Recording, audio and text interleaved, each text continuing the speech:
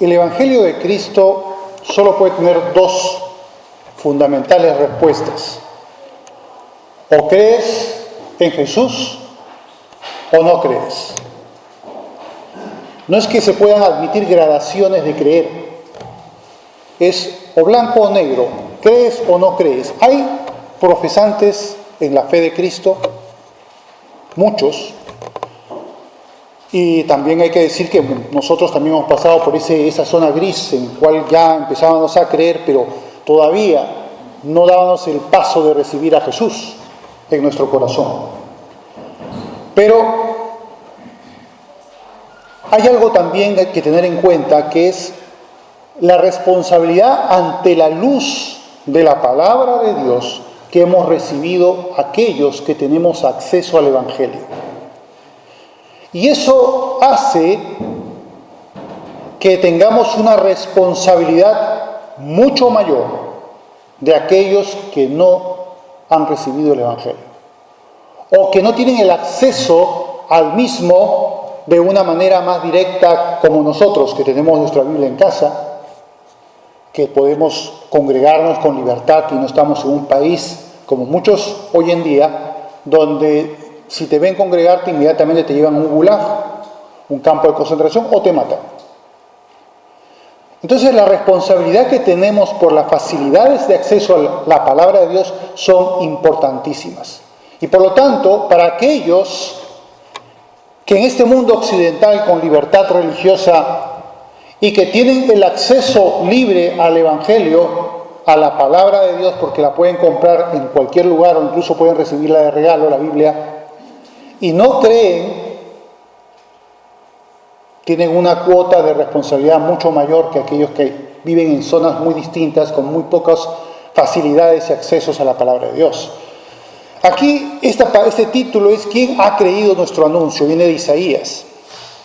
Pero es porque el Señor se va a reflejar en el pasaje de Juan que vamos a leer a continuación. Pero antes de leer el pasaje de Juan, vamos a ver por lo menos dos pasajes que nos hablan sobre esa responsabilidad que Jesús mismo nos señaló que tienen aquellos que tienen acceso y el privilegio de tener la palabra de Dios accesible. Este es en Juan capítulo 3, ya lo vimos anteriormente, pero vamos a repetirlo, del 16 al 21. Es muy famoso este pasaje, ¿no? Seguramente el 3:16 lo conocen de memoria, es con que empieza, pero vamos a leerlo todo porque hay que leer el contexto. Dice, porque de tal manera amó Dios al mundo que dio a su Hijo unigénito, para que todo aquel que en Él cree no se pierda, mas tenga vida eterna. Bien, eso ya lo sabemos, vamos a continuar. ¿Qué cosas más dice? Porque no envió Dios a su Hijo al mundo para condenar al mundo, sino para que el mundo sea salvo por Él. Fíjense la misericordia y la bondad de Dios de enviar a su Hijo al mundo con el expreso propósito de salvarnos, no de condenarnos, no de echarnos al infierno, sino de sacarnos de las tinieblas. Y aquí hace la selección de los dos casos. Dice, el que en Él cree no es condenado, pero el que no cree, no dice será condenado. Fíjense la diferencia, dice ya ha sido condenado, ya está condenado.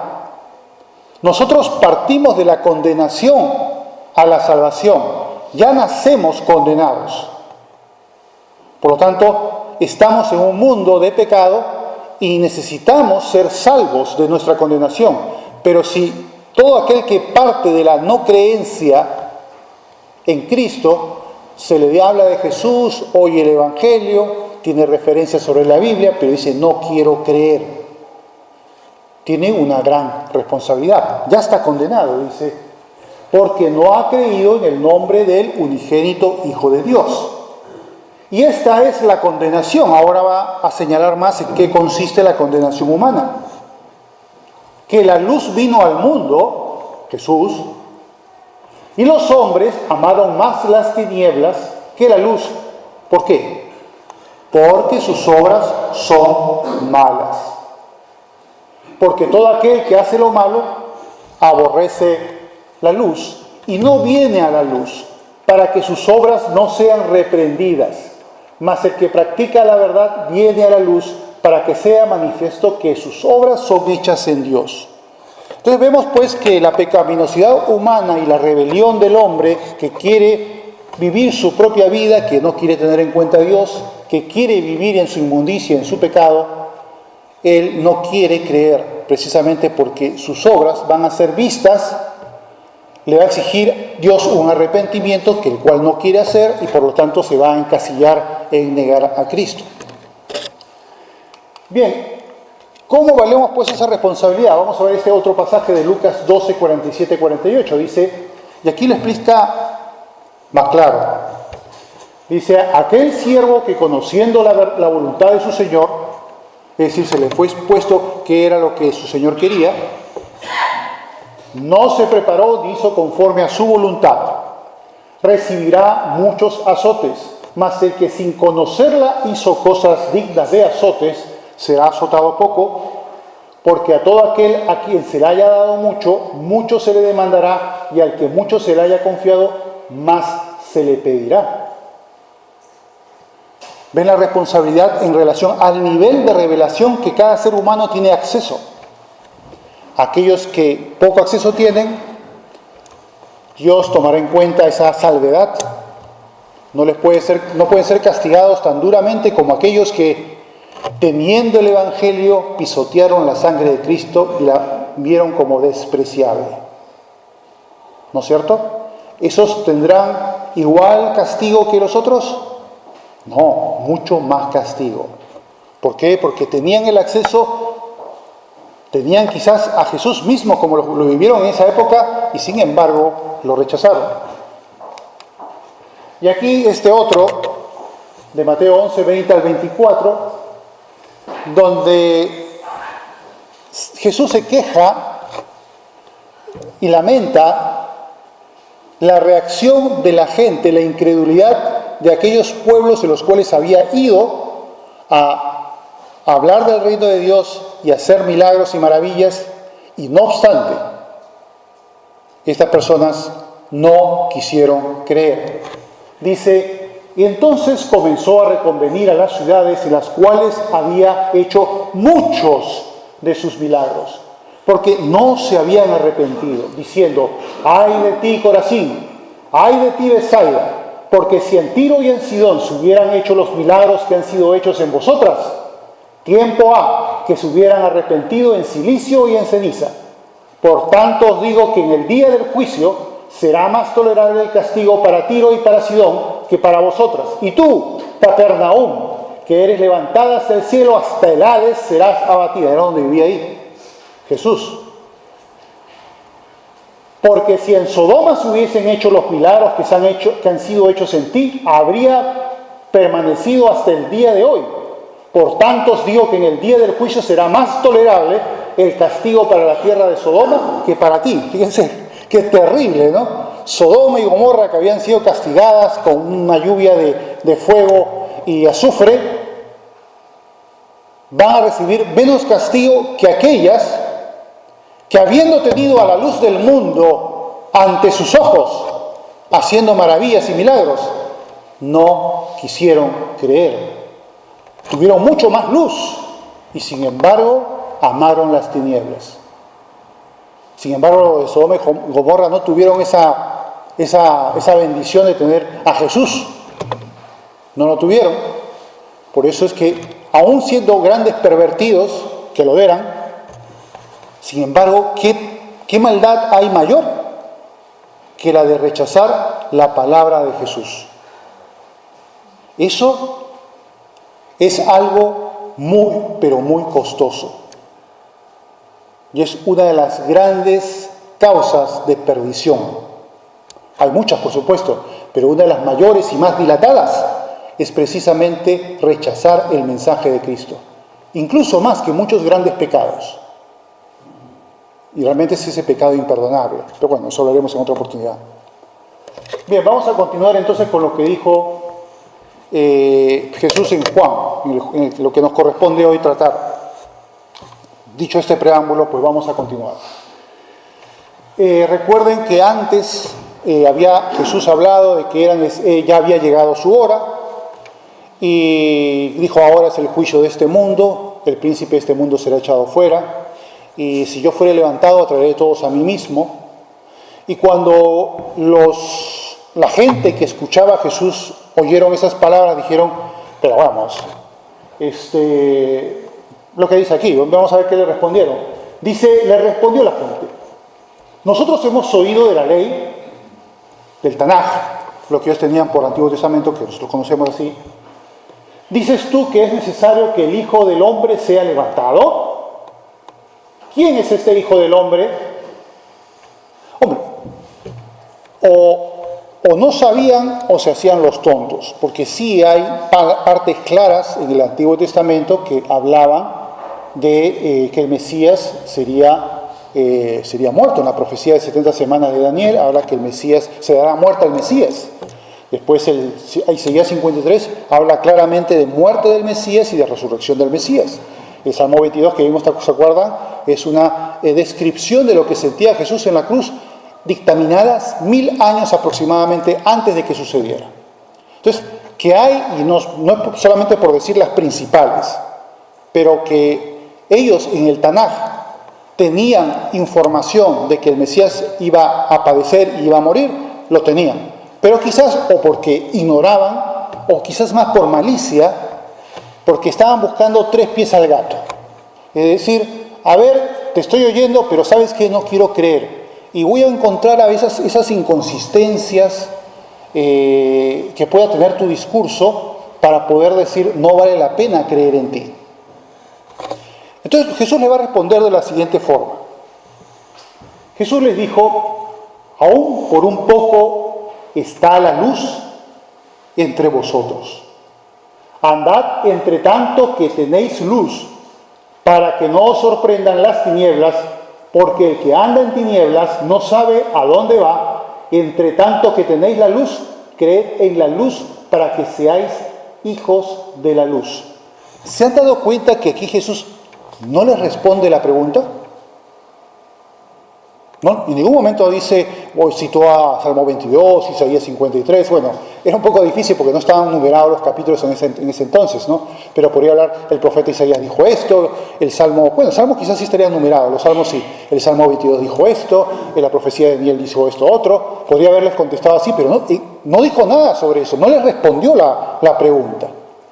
En cierta manera lo que está haciendo Jesús, que se está dando cuenta que él conocía bien no solamente las palabras, sino que conocía los pensamientos, como era Dios, lo podía hacer, está dando cuenta que lo que ellos buscan es dilaciones, inconsistencias, pretextos para no creer.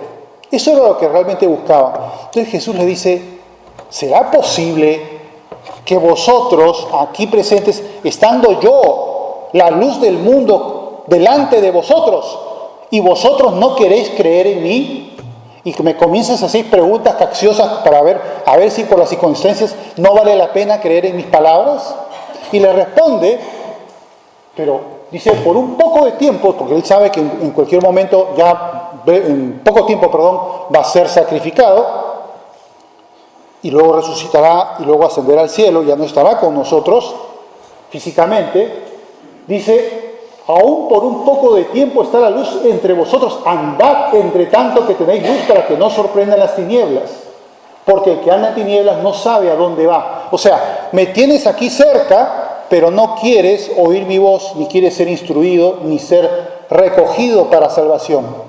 ¿Cuántas personas en el mundo están en esa misma situación? Tienen a su acceso el Evangelio, oyen el Evangelio, tienen una Biblia, pueden leerla, pueden acceder a la riqueza de la palabra de Dios, y sin embargo su corazón se enrosca, busca algún pretexto. Yo recuerdo varias veces que he tenido comunicación escrita cuando yo tenía un blog. A veces me escribían y me hacían preguntas, y también al final les predicaba el Evangelio. Y me volvían a dar una tanda de preguntas, los dubitativos, ¿no? Como para decir: mira, ¿sabes qué? Tú me dices que tengo que creer en Jesús, pero yo no estoy dispuesto a eso. Y me comenzaba a ver si me respondes estas preguntas, y si me las llegas a responder, entonces quizás diré: bueno, está bien, creer en Jesús. Y le respondía a las preguntas, ¿no? Y luego me volví a escribir con otras tandas de preguntas. Y así era un círculo vicioso, era como el cuento de la ahorcada. Resulta pues que a este hombre le iban a ahorcar y le dijeron, bueno, tu último deseo va a ser que tú escojas el árbol en el cual te vamos a ahorcar. Y entonces le enseñaba un árbol y decía, no, no me gusta. Y le enseñaban otro árbol, no, tampoco, ese no me gusta.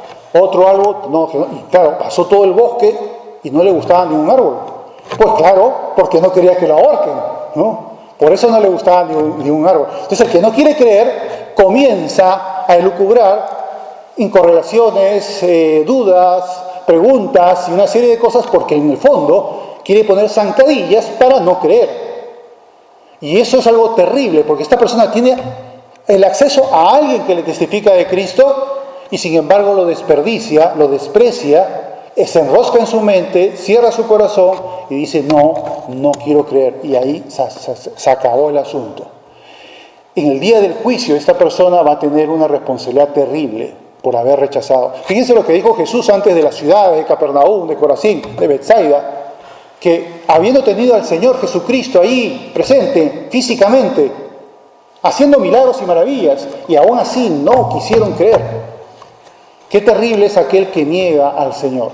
Qué terrible es aquel que no quiere creer en Él. Eso es algo verdaderamente terrible. Dice, entre tanto que tenéis la luz, creed en la luz para que seáis hijos de la luz. Si tienes la oportunidad, cree. No la pierdas, no la desperdicies. No sigas haciendo pasar el tiempo un día más, un día más.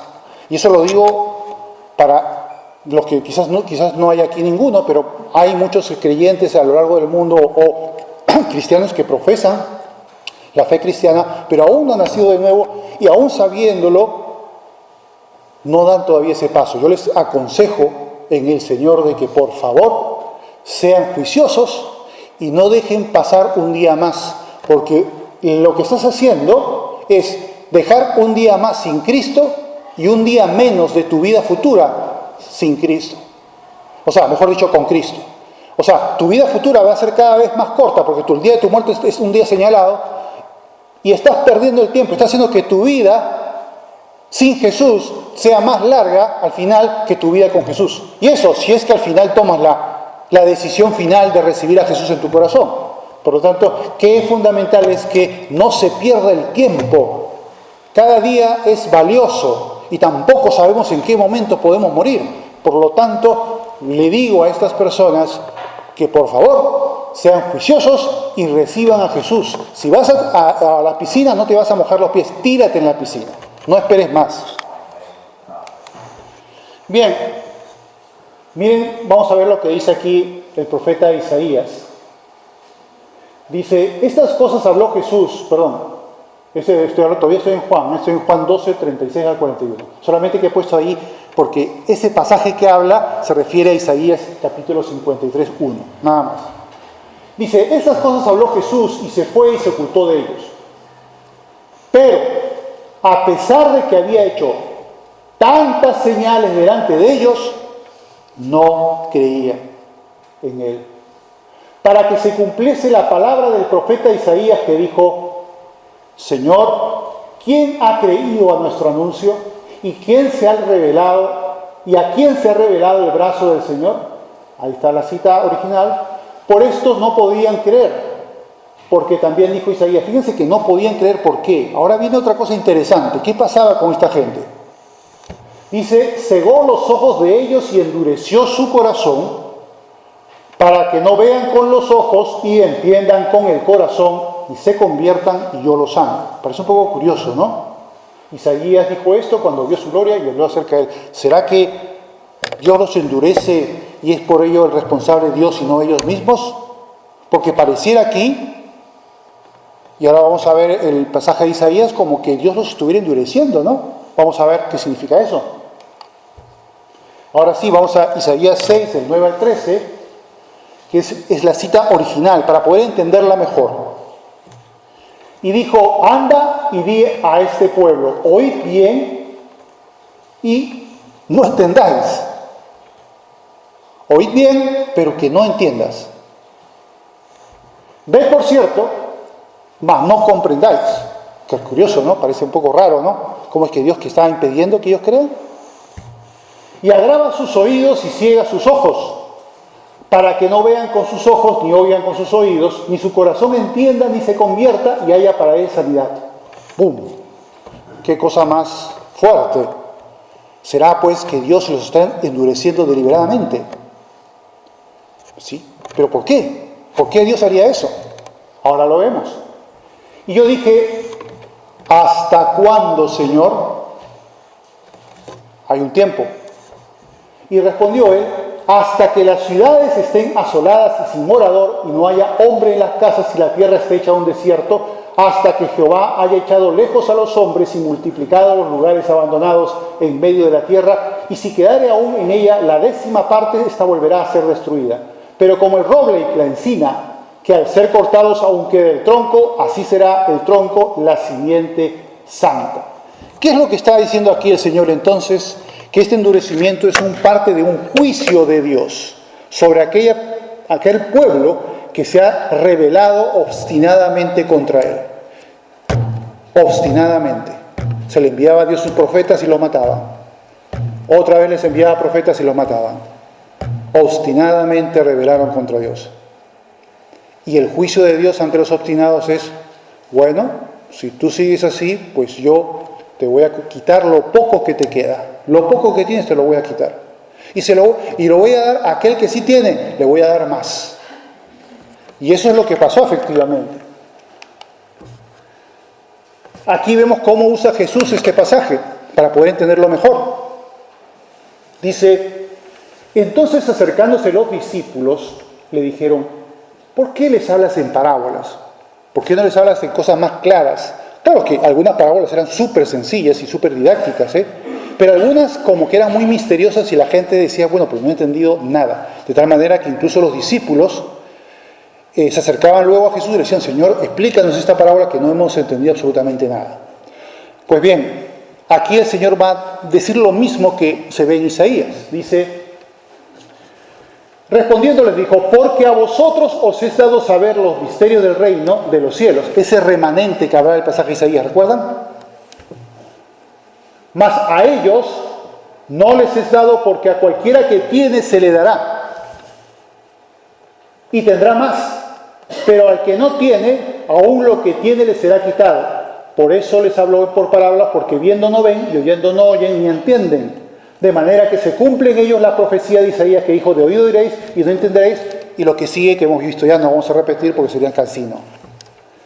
Pero bienaventurados vuestros ojos, le dice al remanente, porque ven, y vuestros oídos porque oyen, porque de cierto os digo que muchos profetas y justos desearon ver lo que veis y no lo vieron, y oír lo que oís y no lo oyeron.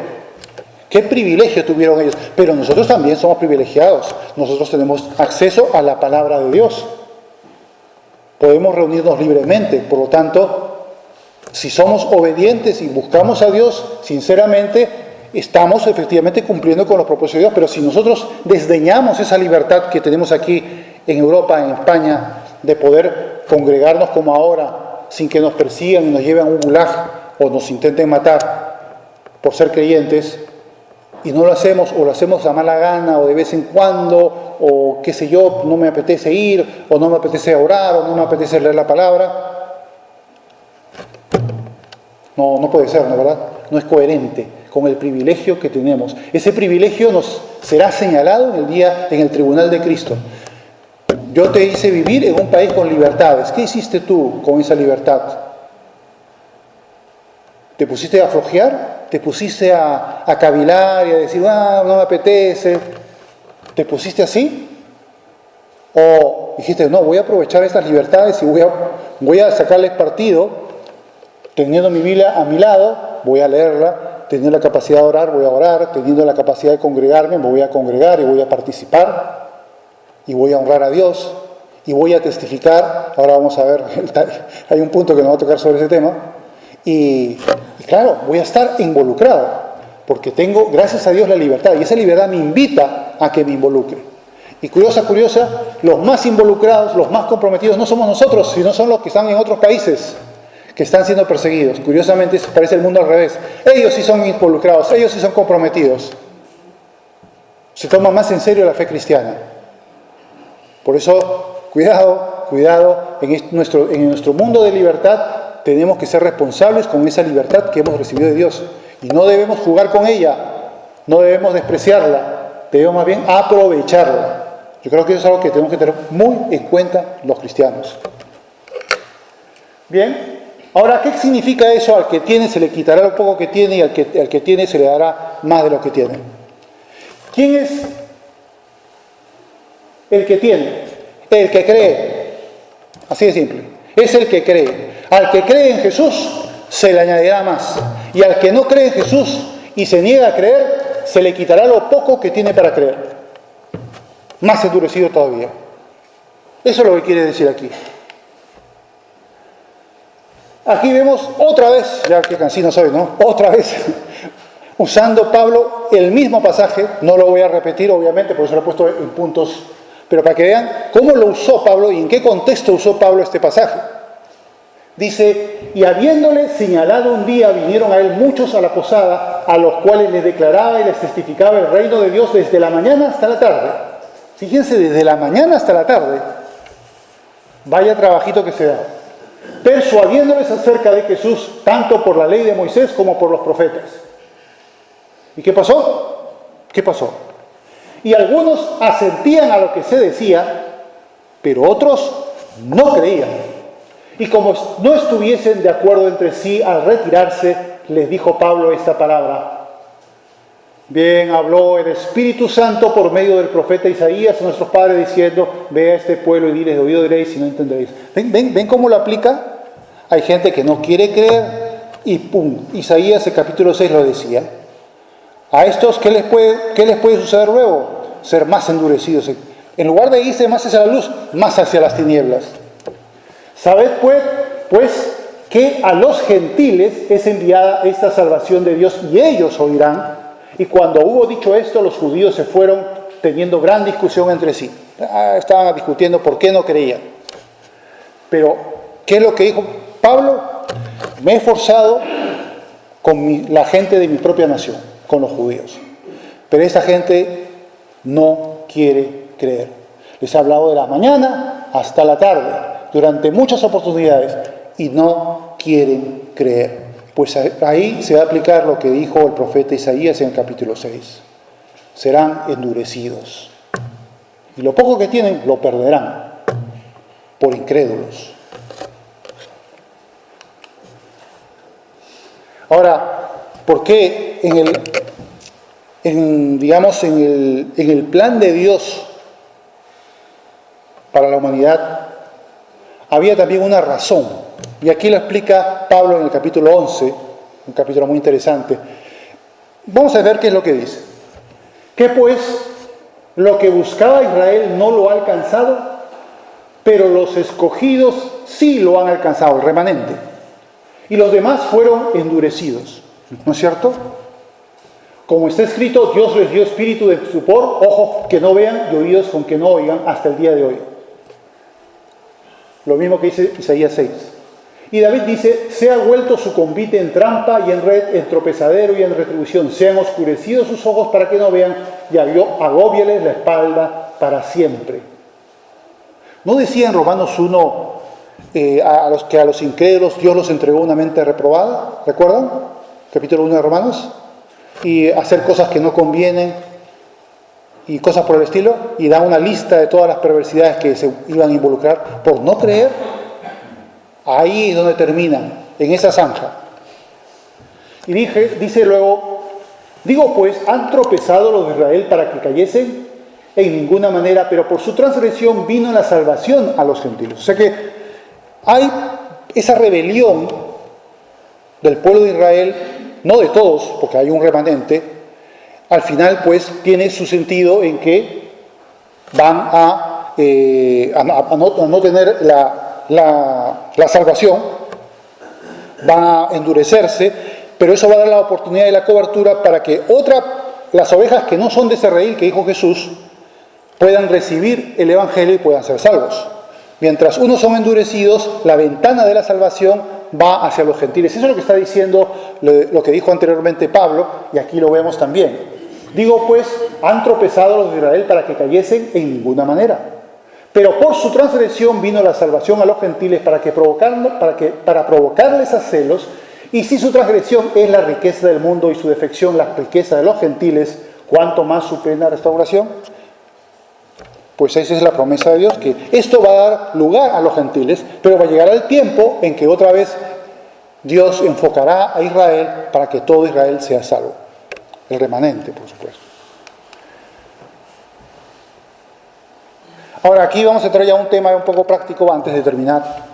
Dice, con todo eso, aún de los gobernantes, muchos creyeron en él, pero a causa de los fariseos no lo confesaban, para no ser expulsados de la sinagoga porque amaban más la gloria de los hombres que la gloria de Dios.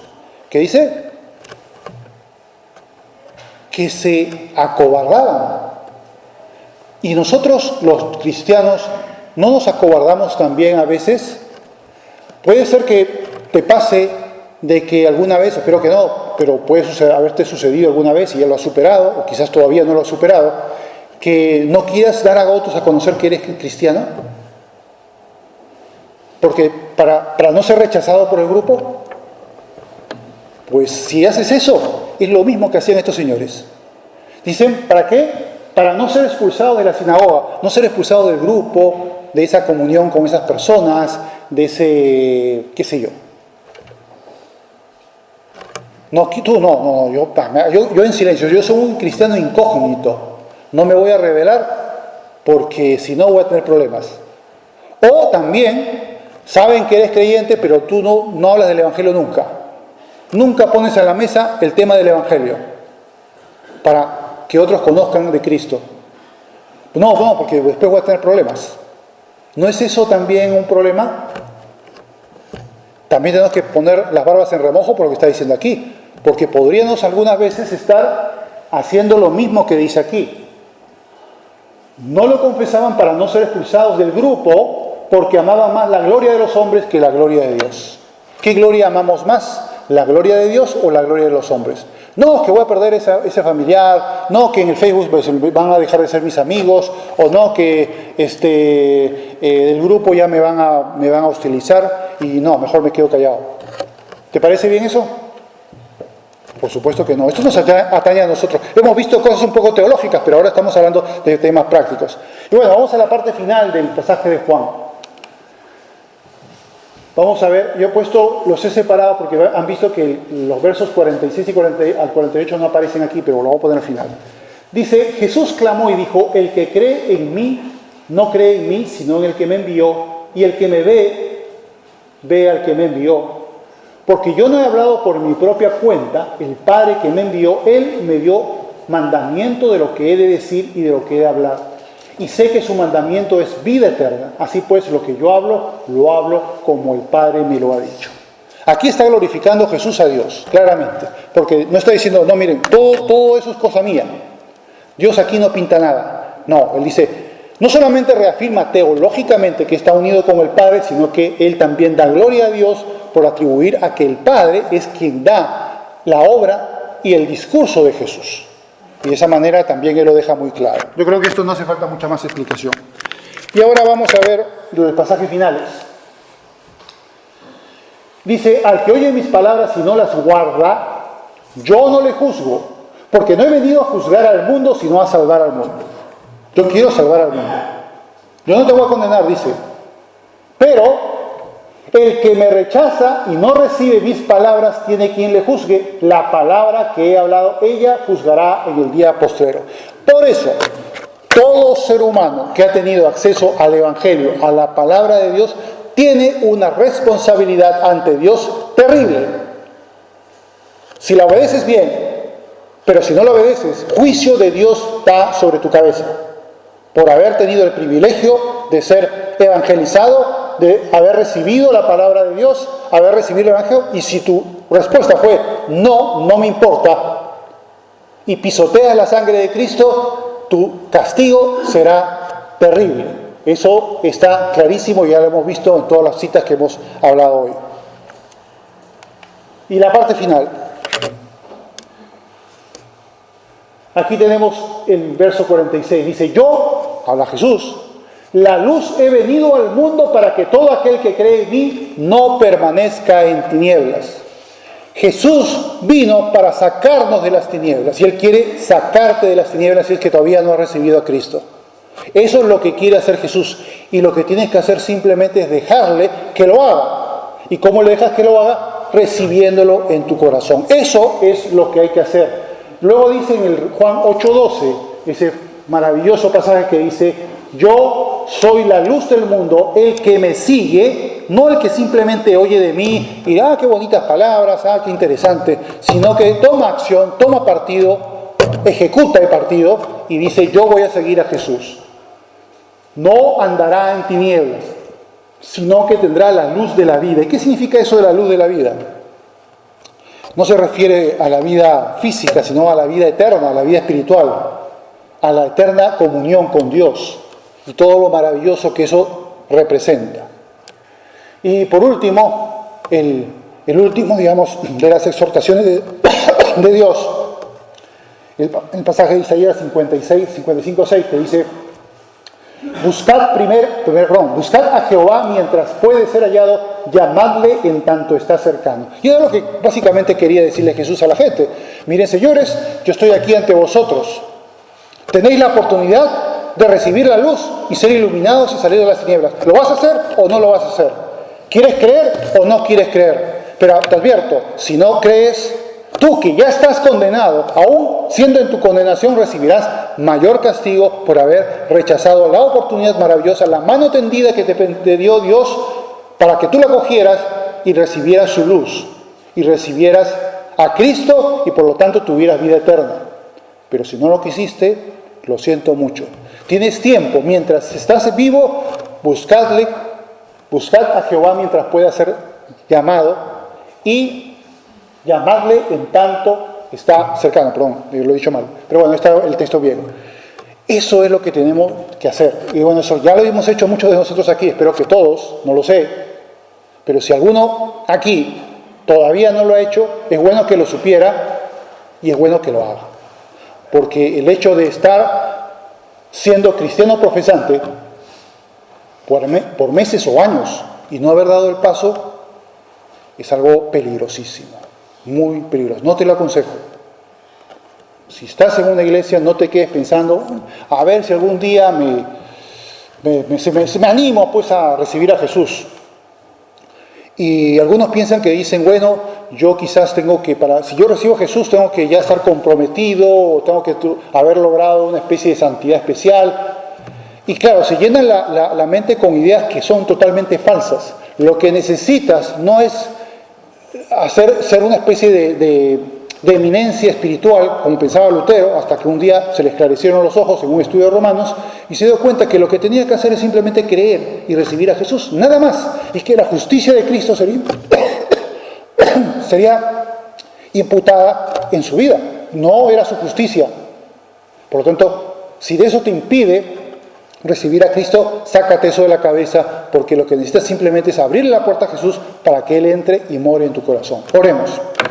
Padre Santo, te damos las gracias por tu amor tan grande, Señor, por esa mano tendida, Señor, que tú prodigas a cada ser humano que tiene acceso al Evangelio. Te pedimos, oh Dios, que tú les puedas dar un corazón que se dé cuenta del peligro que supone rechazar a Cristo, del peligro que supone esperar en lugar de dar el paso de recibir a Jesús. Te pedimos, oh Dios, que tú puedas tocar corazones que aún no te conocen de verdad, aunque puedan profesar ser creyentes y puedan congregarse, pero todavía no han dado ese paso importante, que entiendan que no pueden postergarlo, que tienen que abrir su corazón, arrepentirse y recibir a Jesús sin dilación, porque, Señor, no sabemos en qué momento podemos partir de este mundo. Y por lo tanto, Señor, una persona así pueda perder esa oportunidad de poder recibir a Jesús. Te pido, Dios, que tú puedas tocar esto en los corazones de las personas que aún no te conocen y que verdaderamente pueda haber un fruto de salvación. Y a nosotros, Señor, a los que ya creemos en ti, que ya somos salvos, también, Señor, tenemos que ser responsables Y te pedimos, oh Dios, que nos ayudes a entender nuestra responsabilidad en base a la libertad que tenemos y que podamos ser responsables y que no nos avergoncemos por ser expulsados de la sinagoga y dejemos de predicar tu palabra, nos llenemos de temores y ni siquiera, quizás incluso, ni siquiera hacer saber a otros que somos cristianos. Te pedimos, oh Dios, que nos ayudes a ser valientes, decididos, comprometidos contigo y que podamos verdaderamente compartir tu palabra a otros sin temor. En el nombre de Jesús te lo pedimos. Amén.